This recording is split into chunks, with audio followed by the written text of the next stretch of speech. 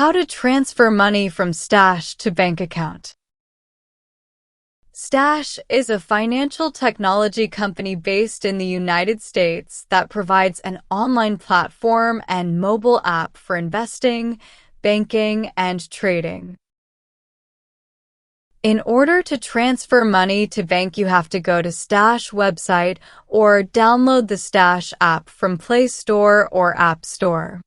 Now open your Stash application. Put your PIN. First step to withdrawing money from your account is to see if you have any Stash cash, and if there's nothing in there, then you'll have to sell some shares. Now to actually transfer the money back in your bank, you will go to the account page. Hit Transfer to Bank. It will say the amount that you can withdraw, and then you're gonna click on Next. It will take a few days to process, and then that money will be back into your bank account.